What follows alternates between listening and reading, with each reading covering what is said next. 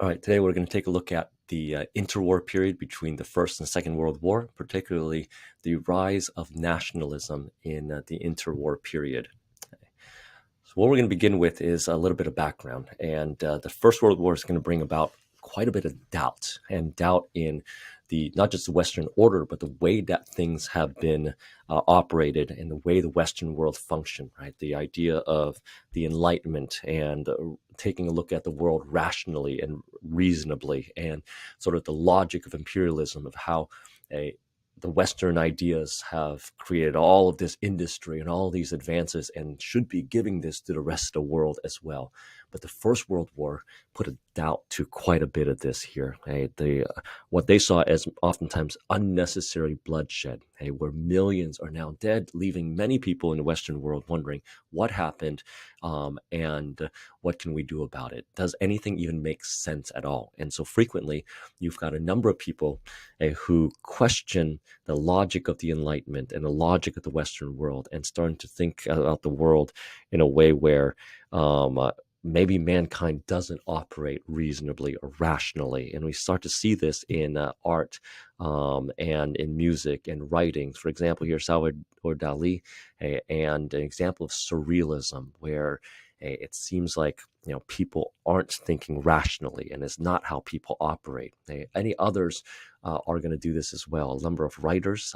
We took a look at All Quiet on the Western Front, an anti-war novel by Eric Remarque, whereby they are looking at this world and saying, look, the war didn't make any sense whatsoever. There are other writers, including Ernest Hemingway and others, who in the end doubted the ability for mankind to reason and so forth. So it's a real questioning of the old Western ideas and imperial order as well. As for the rest of the world, there's the question of what went wrong for them. Whereas they might have had these powerful states and these powerful empires, now no longer. And they're questioning what went wrong. How is it that these European states were able to dominate not just them, but also the rest of the globe, and what they can do about it now? And so this becomes the logic of nationalism. So with that, we're going to explore that today.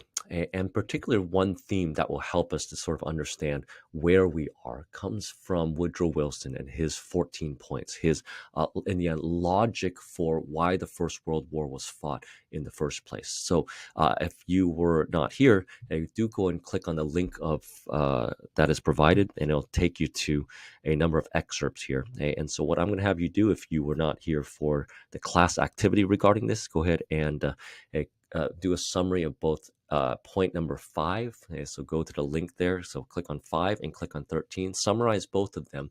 And in the end, be able to explain for me how they, in the end, contrast with one another in this case here. And so hopefully, go ahead and do that, and then we'll come back and I'll review this in a moment. So pause the video and go and tackle both of those documents. All right, I'm assuming that you're back now, and you've taken a look at both of those items here. And when we look at, say, for example, point 13, a good way to summarize this is that Wilson is calling for, look, a reason for the fighting. And part of the reason that he provides is this notion of self-determination. So in other words, that people groups, ethnic groups, national groups get to determine their own fate, create their own government based on their own ethnic, religious, philosophical backgrounds, right? Self-determination of people groups to make their own country. At the exact same time, he also says, look, the end of the First World War, there should be some kind of fair adjustment to all colonial claims. And the idea that, look, on one hand, self-determination, on the other hand, you still have colonies where they do not get to determine their own fate. And the only place that actually gets to have this are really, if you look at the locations in the rest of the 14 points, they all exist in Europe, or at least within that periphery. And so everywhere else in the rest of the world, there's the question of, we want independence, or we've got to figure out what we believe in. And so therefore, you have one, the contradictory points of Wilson's 14 points here. And then 2, there is the push now for, on one hand, new nation states that are forming out of the First World War. So for some of those ones that are listed, well, they get to determine their own identity.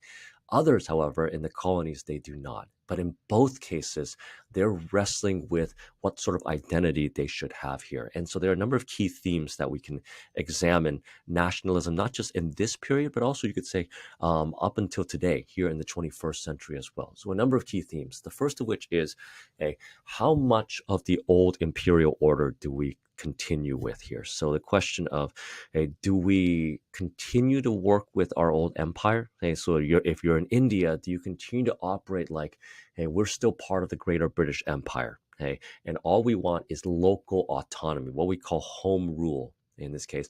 Or do we completely declare independence? We're going to shed the past. We're no longer going to be associated with the traditional home country. We are going to be completely independent. That's one of the key things that they're deciding upon. And not only that, there's the question as to who is us?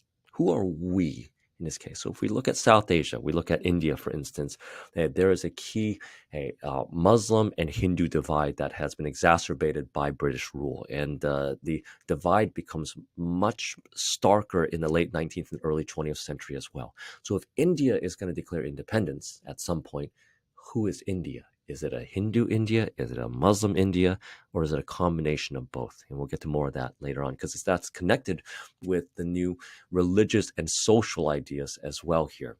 For many, and particularly they're in India, but in other places as well, many of the elites, the middle class, the bureaucrats who've been raised up by their colonial masters, many of them have found their way to places like Oxford and Cambridge and other universities as well, educated in the Western fashion. And so what does that mean in regards to leadership, right? These guys are the well-educated ones. They're oftentimes the ones pushing for independence, but they're also associated with the Western world. They dress like Westerners and so forth. Do they continue to use the themes of the West in terms of developing an elite culture, or do they tie it to traditional beliefs, traditional culture versus Western culture? Many of you guys who are immigrants or you come from immigrant families, you know this personally and firsthand there, that there's a clash between the Western world you're living in right now versus the traditional cultures of your homeland. And think about this in your families and the conflict that it brings, but then also what it might look like in an entire nation state. Do you tackle Western culture and push it aside? Or do you say, look, that's the wave of the future, that's the way we have to go? And that's also associated with religion and religious belief. Should the new country that you're fighting for be based upon the traditional religious belief, or a Western style of secularism? Again, this doesn't mean atheism, right? It doesn't mean that you don't believe in a particular religion, but instead it's the government itself that is formed. It's secular, it's non-religious. It's going to treat all religions in the exact same way. There's religious freedom, and we're not going to provide specific benefits for one faith over another. The last section deals with economics, because this is a industrialized world that is dominated by American, German, British, French industry, and much of it is based upon free market capitalism, where they have already created a distinct advantage for themselves, right? They've created plantations or factories or mines all across the world here. Do you continue to operate as part of that system, the free market capitalist system around the globe, or do you do things to try to protect yourself and your people here? And so a form of socialism, like say, for example, land reform, taking a look at the big landholders, and you seize their properties and redistribute it to peasants so that peasants can actually own land, as opposed to being tenant farmers or working as a laborer in these big plantations. Or do you go out and even nationalize these industries? And by nationalization, we mean you just simply seize it. And so if there's like an oil field that is owned by a Standard Oil from the United States, you just simply go, you know what? There's that. We're just simply going to take it. We're going to seize it. Too bad, right? This is our country. And particularly of really key industries like rail lines, shipping, oil, steel, or maybe even the cash crop plantations that might exist. So these are key themes that all new nation states have to wrestle with. So with all that in mind, Let's take a look at the interwar period, whereby there is continued colonialism after the First World War, and particularly what happens in the Middle East, the group that Indian rebelled against the old traditional Ottoman Empire. And so, yes, there were promises that were made to two different groups. In the Hussein McMahon agreement, that there would be an Arab state that would be formed in exchange for Arabs fighting against the Turks in the Ottoman Empire during the First World War. But yet at the exact same time, there was the Sykes-Picot agreement that would create a potentially, or excuse me, the Balfour Declaration would potentially create a Jewish state in the Middle East as well. What the British and French decide to do, however, is what is known as the Sykes-Picot Agreement in May 1916, thinking that the Ottoman Empire is just simply going to collapse. The British and the French decide they're going to have their own spheres of influence, as as it would be called. Basically, they're going to say, look, these countries aren't ready to rule or govern themselves. We will help them in that process, but all the while allowing for British and French businesses to continue doing what they need to gather the right concessions for themselves, and to really determine that process. This is, in a sense, colonialism in another name. So eventually France is going to create the modern states of Lebanon and Syria, the British, Iraq, Jordan, and something in Palestine. They haven't quite determined just yet here, but they would try to command that particular process. And none of this shows it better than what happens with King Faisal, who you see pictured on the right-hand side there. And Faisal was one of the Arabs who ended up fighting against the Ottoman Empire, like as promised, and afterwards he would become the Syrian king.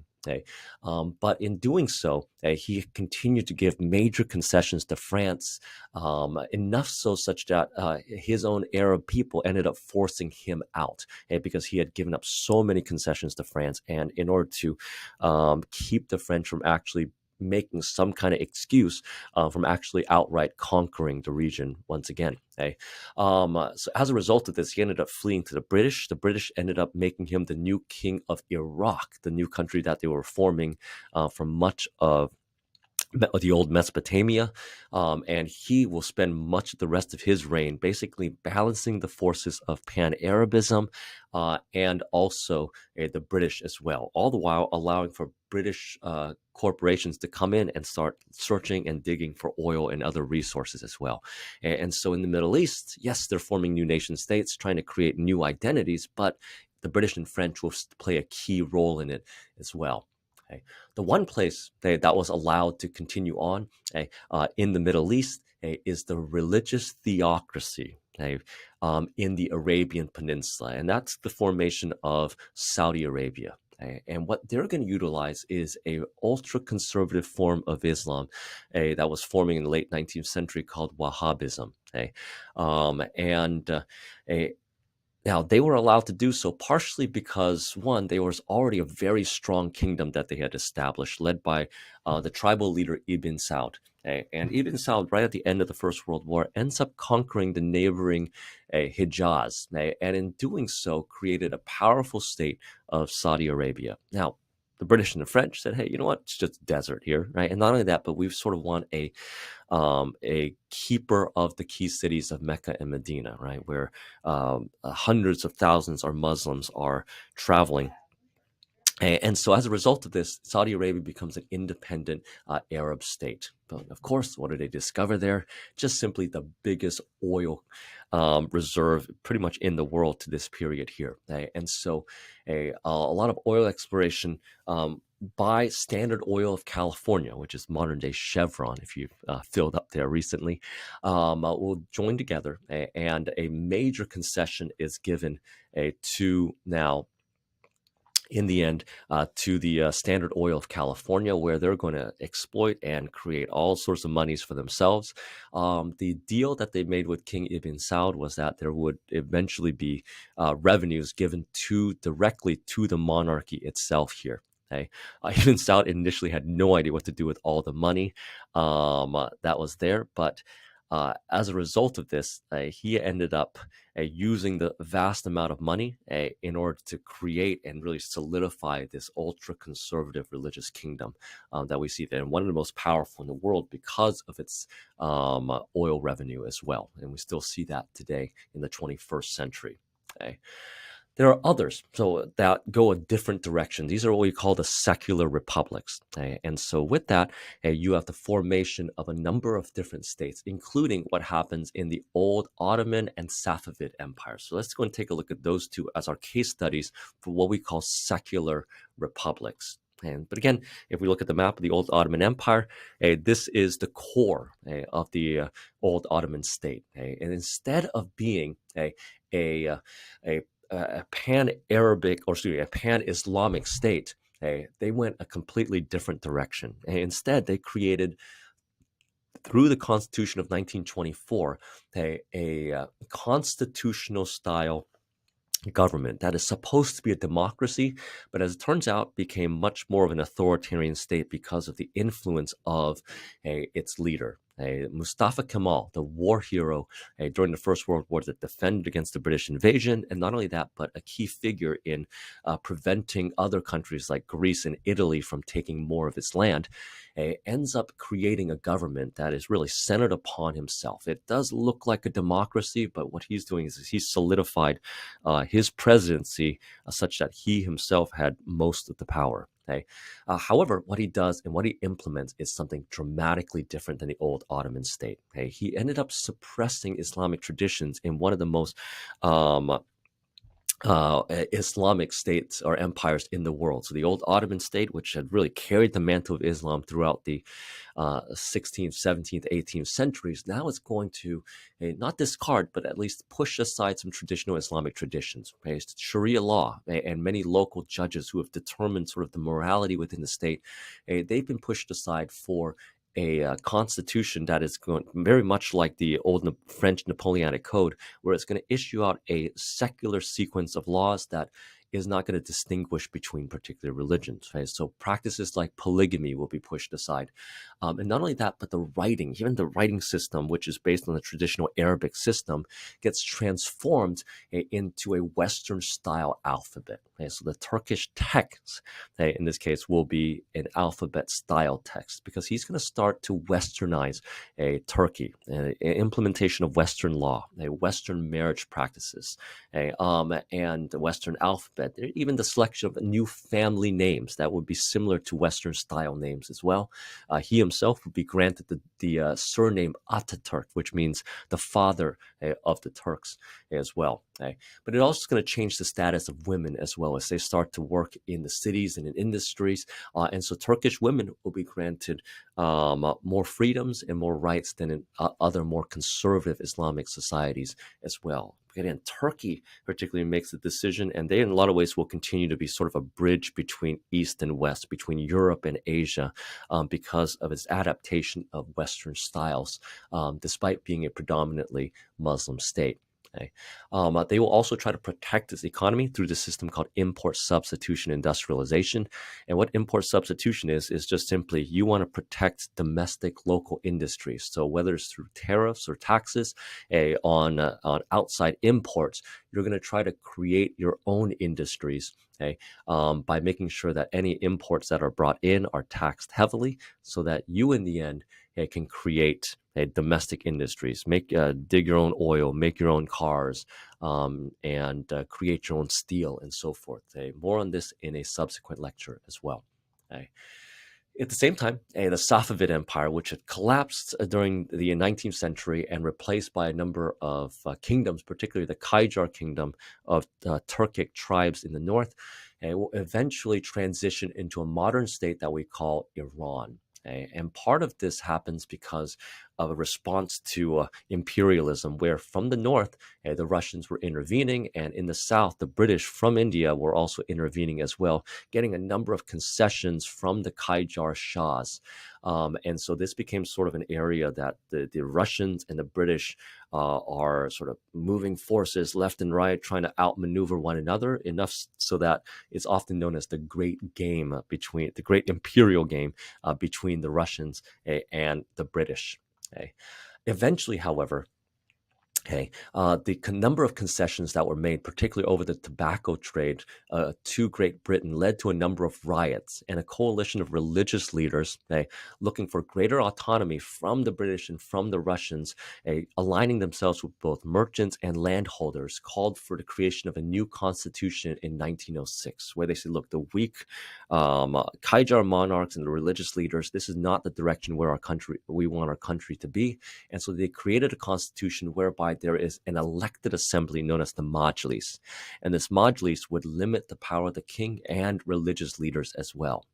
Basically, taking a look at these Western institutions and implementing that as well. Now, this worked briefly, where religious courts would be replaced. There would be greater freedom for women and the creation of secular schools and universities, but also granting major concessions like everywhere else to the West, and particularly in the oil industry as well. So again, secular legislation, judicial code, and a free press.